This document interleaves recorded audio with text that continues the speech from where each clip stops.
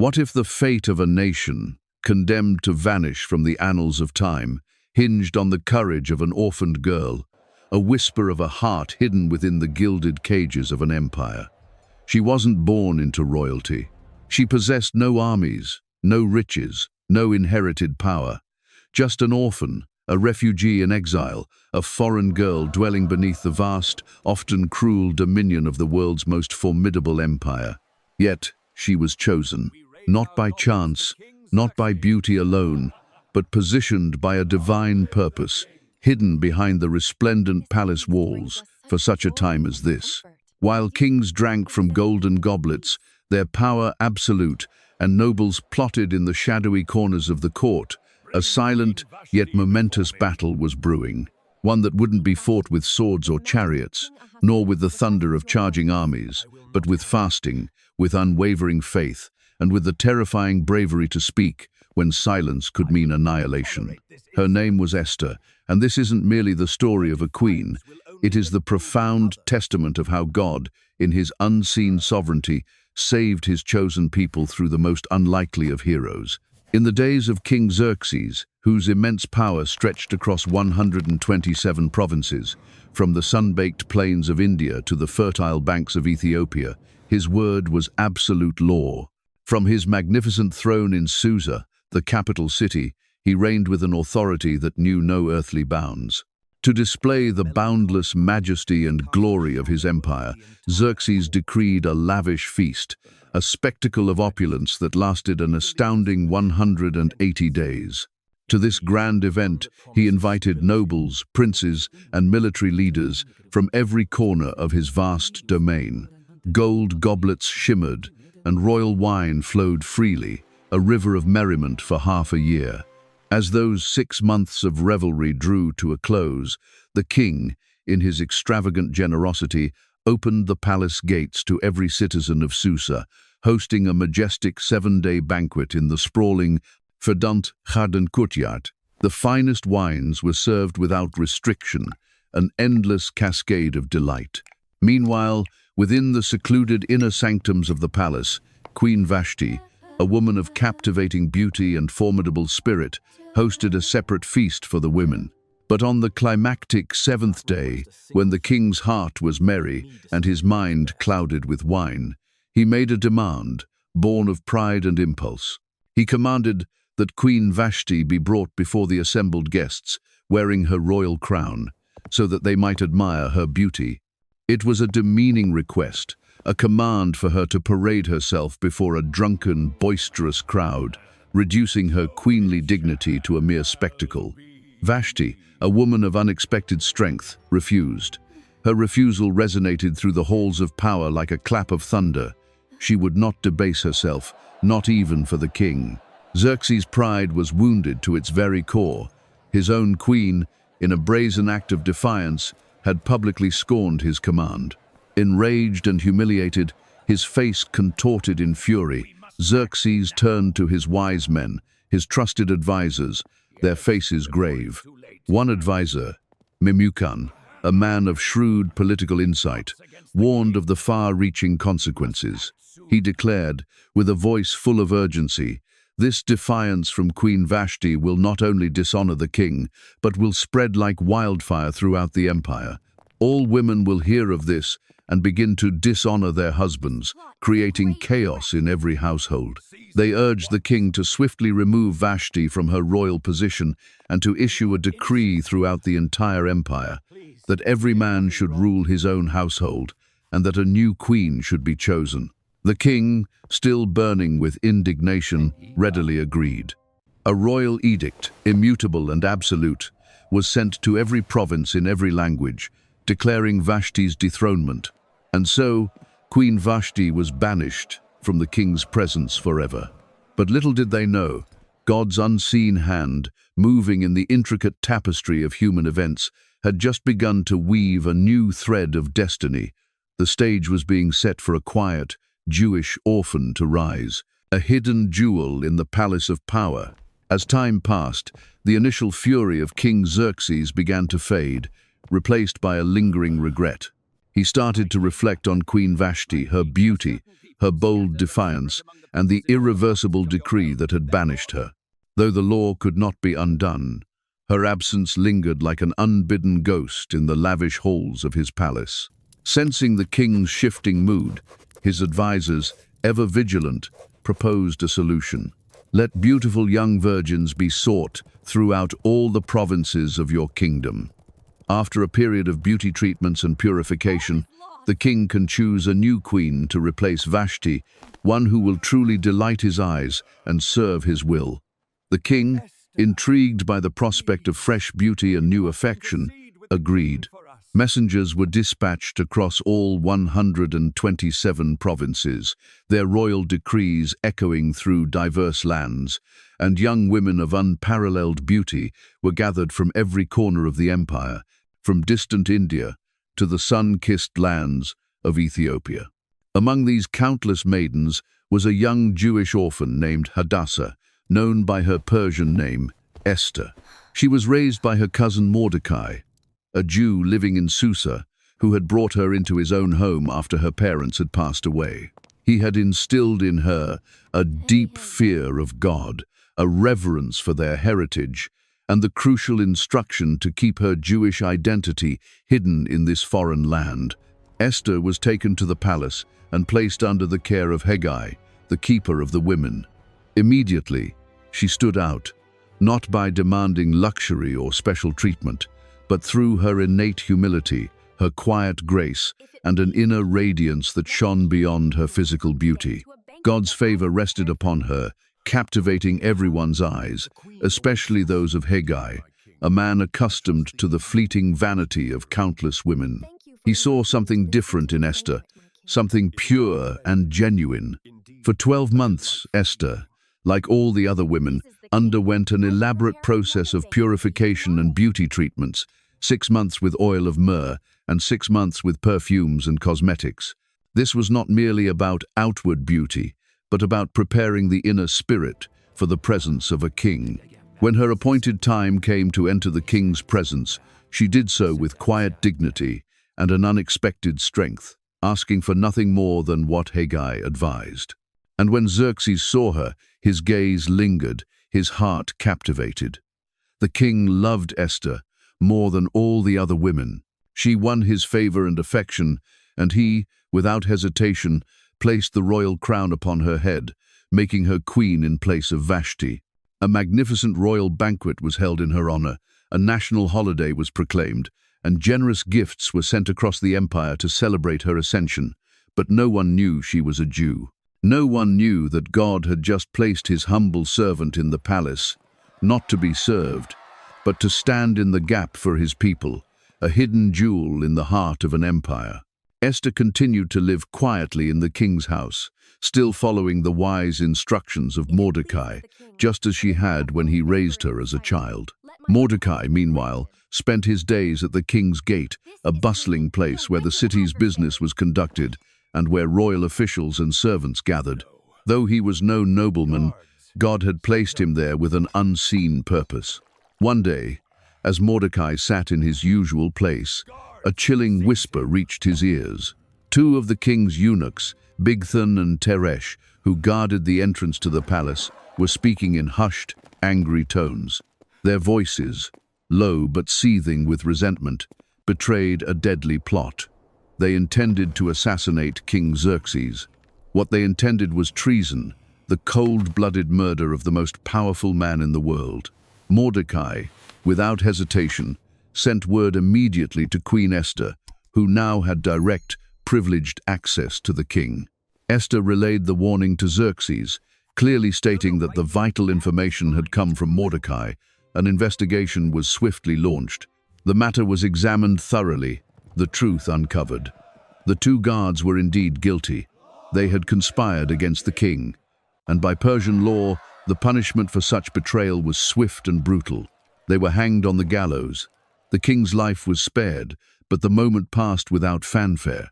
Mordecai's heroic role in exposing the plot was meticulously recorded in the Book of the Chronicles, a royal record of significant events kept in the king's presence.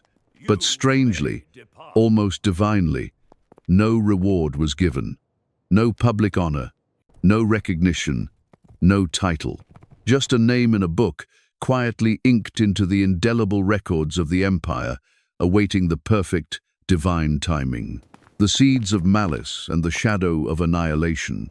After some time, King Xerxes, in his infinite power, promoted Haman the Agagite to the highest rank among his officials, elevating him above all the other princes.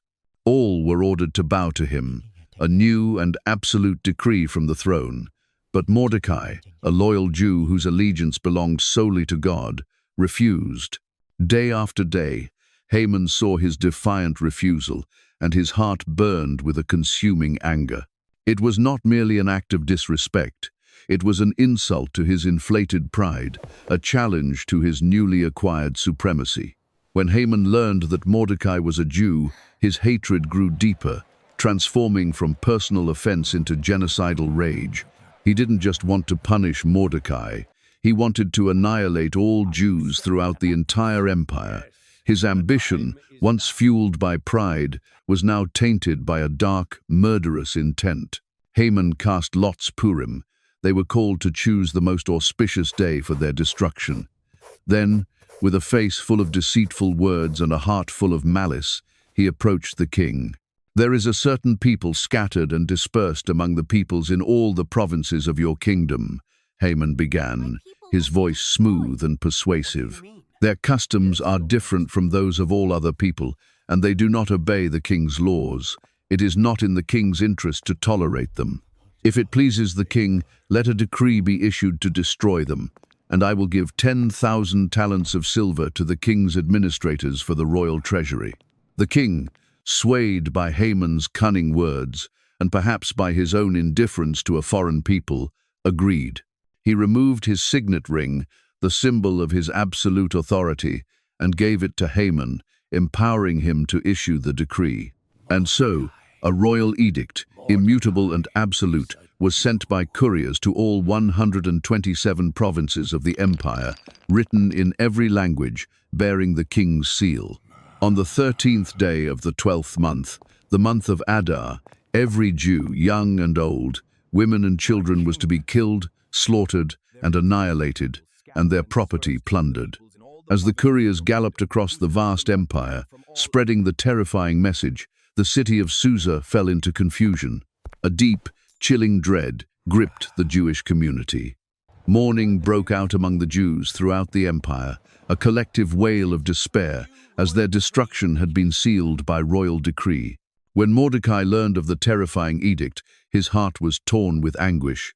He tore his clothes, put on sackcloth and ashes, and wept bitterly in the streets of Susa, his cries mingling with the lamentations of his people. Across the vast empire, Jews fasted, mourned, and cried out to God, their only hope in the face of certain annihilation. When Queen Esther heard that Mordecai was in such deep mourning, she was greatly distressed. She sent a messenger to him, urging him to explain the reason for his anguish. Through the messenger, Mordecai urged her to go before the king and plead for her people. But Esther, despite her royal status, was gripped by a profound fear. She replied, her voice trembling, "All the king's officials and the people of the royal provinces know that for any man or woman who approaches the king in the inner court without being summoned, the king has but one law, that they be put to death, unless the king extends the gold scepter to them and spares their lives. And I haven't been called to come to the king for 30 days. It was a plea rooted in the stark reality of Persian law, a law that placed even the queen's life at the mercy of a whim. The call to courage. If I perish, I perish. Mordecai's answer to the messenger was bold, uncompromising, and resonated with the urgency of a divine command. He knew that this was not merely a political crisis, but a spiritual battle for the very existence of God's chosen people. Do not think that because you are in the king's house, you alone of all the Jews will escape, Mordecai's message thundered. For if you remain silent at this time, relief and deliverance for the Jews will arise from another place, but you and your father's family will perish. And who knows, perhaps you were made queen for such a time as this." These words, a powerful summons to destiny, pierced through Esther's fear. They reminded her that her royal position was not a shield, but a divine assignment. It was not by chance that she, a Jewish orphan, sat on the throne of Persia. Her life, her beauty, her very identity had been woven into God's larger tapestry for this very moment. Her fear gave way to an unshakable faith, a courageous resolve. She replied, her voice now firm and resolute, "Go, gather together all the Jews who are in Susa, and fast for me. Do not eat or drink for 3 days, night or day. I and my attendants will fast as you do, and then I will go to the king, even though it is against the law. And if I perish, I perish." 1. These words, spoken from the heart of a once fearful woman, became a battle cry, a testament to absolute surrender to God's will. All the Jews in Susa joined in fasting and prayer, their collective pleas ascending to the heavens, a desperate cry for divine intervention. On the 3rd day, after 3 days and nights of fasting and prayer, Esther, dressed in her royal robes, adorned with her queenly dignity, courageously entered the inner court of the palace. The very act was a gamble with her life. The king sat on his royal throne, his gaze falling upon her. But God's favor, an unseen shield, surrounded her. The king's heart, swayed by a divine hand, softened. He extended the golden scepter toward her, a gesture of mercy, sparing her life. With a wave of relief and renewed hope, Esther touched the tip of the scepter. Then the king asked warmly, his voice intrigued by her unexpected appearance, "What is your request, Queen Esther? Even up to half the kingdom, it will be granted."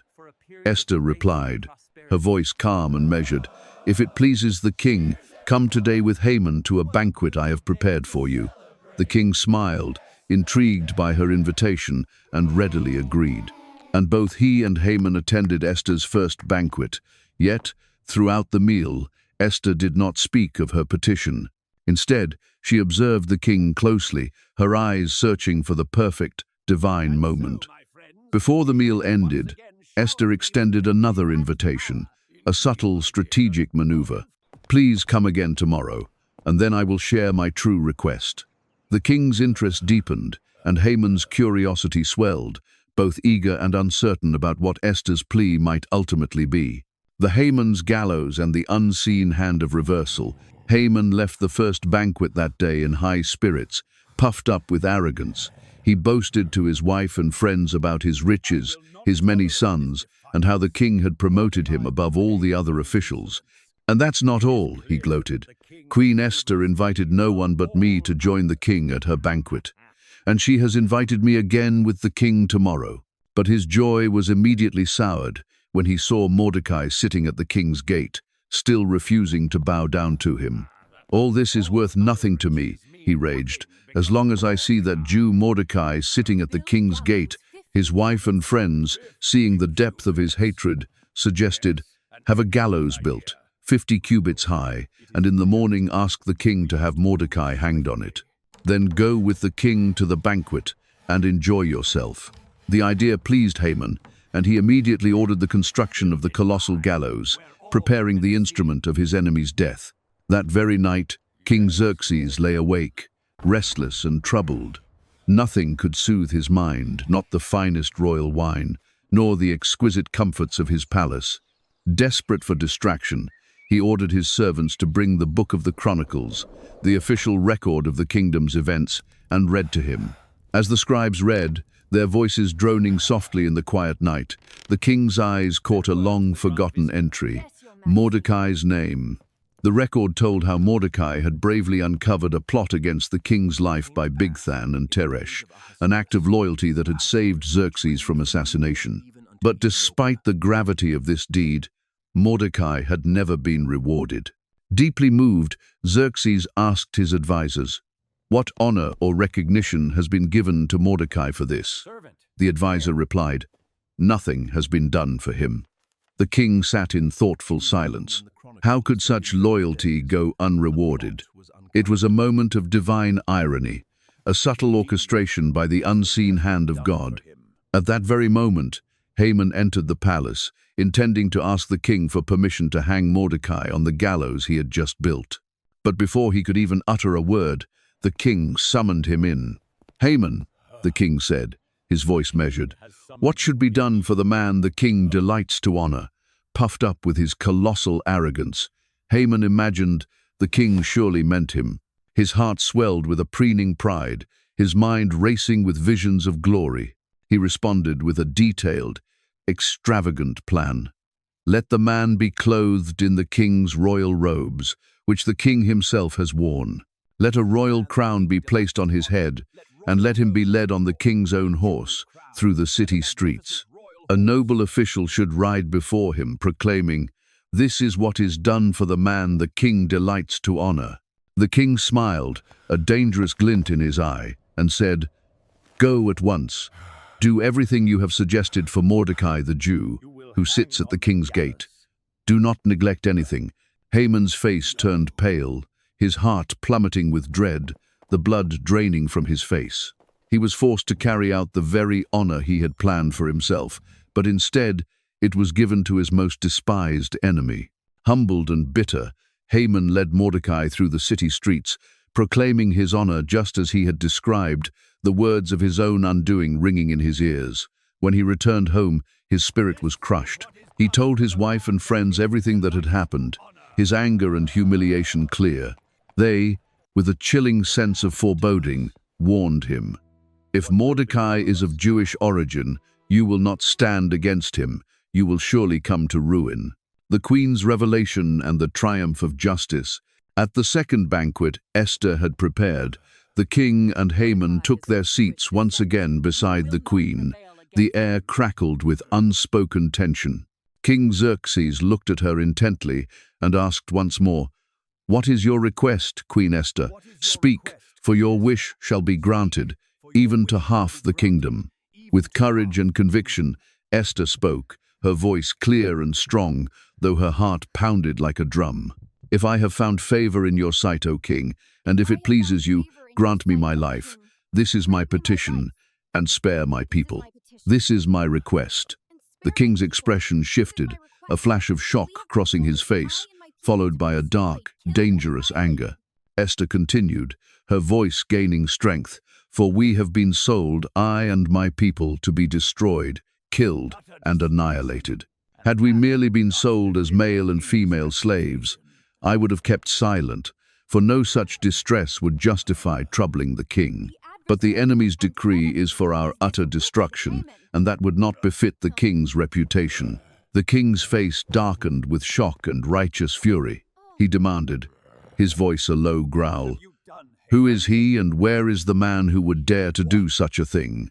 Esther pointed to Haman, her finger a stark arrow of accusation, saying, "The adversary and enemy is this wicked Haman."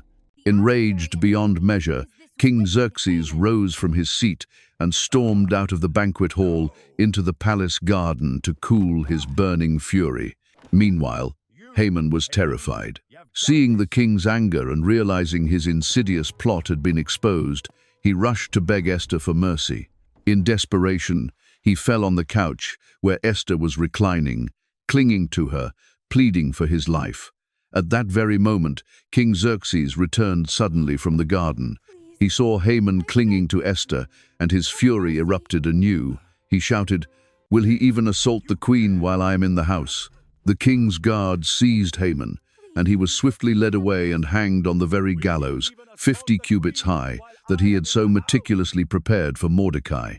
Thus, the wicked plans of a prideful man were overturned in a single, decisive moment, and divine justice was served with chilling precision. After Haman was hanged, King Xerxes gave his entire estate to Queen Esther. She, in turn, appointed Mordecai over it. The king also removed his signet ring, once given to Haman, and placed it on Mordecai's hand, giving him royal authority. But the danger wasn't over. Though Haman was dead, his wicked decree remained law. In Persia, a royal edict sealed with the king's ring could not be revoked, not even by the king himself. The day of destruction against the Jews still loomed ominously on the calendar, the 13th day of the 12th month, Adar. So Esther once again approached the king, risking her life. but this time not for her own, but for the very life of her people. "How can I bear to see disaster fall on my people?" she pleaded, tears in her eyes. "How can I bear to see the destruction of my family?" King Xerxes, deeply moved by her heartfelt plea, granted permission for a new decree to be written, one that would counter the first. Mordecai quickly summoned the royal scribes and wrote in the king's name, sealing it with the royal signet ring. "The Jews in every city have the right to assemble and defend themselves. They may destroy anyone who attacks them and take their enemies' goods if needed." This counter-decree was sent out swiftly to all 127 provinces, in every language, sealed with the king's ring. As it spread, hope was revived. Where there had been mourning and despair, now there was light and gladness. On the appointed day, the Jews, empowered by royal protection and newfound courage, stood united across the empire. They rose up and defeated their enemies. In Susa, 800 attackers were struck down, including Haman's 10 notorious sons, men who had stood by their father's wicked plans, who were later hanged at Esther's request as a final act of justice. Esther also asked for one more day of defense in Susa, and the king granted it. Across the empire, 75,000 enemies were defeated. Yet again, the Jews took no plunder. Their fight was for survival, not personal gain. It was not a day of greed, it was a day of divine justice. The unseen weaver, and a legacy for all ages. When the battle was over, the people rested. And what began as a day of dread became a day of glorious victory and triumphant celebration.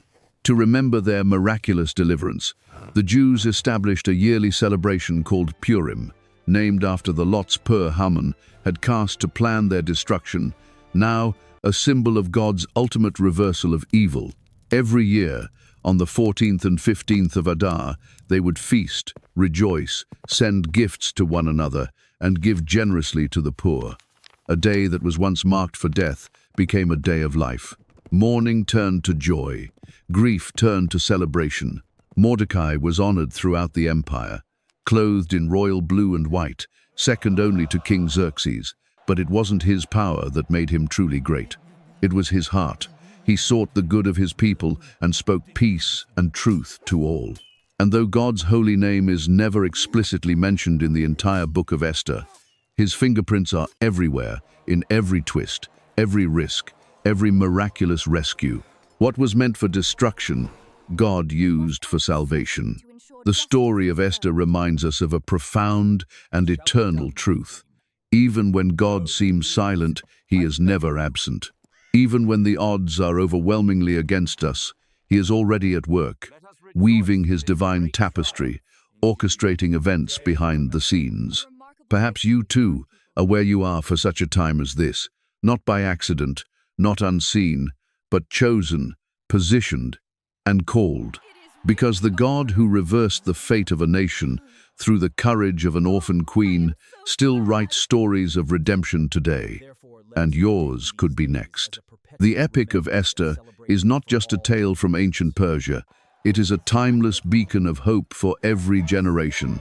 It speaks to the power of faith, the strength of courage, and the unwavering promise that even in the darkest hours, the unseen hand of the Almighty is always at work, turning the plots of evil into instruments of salvation.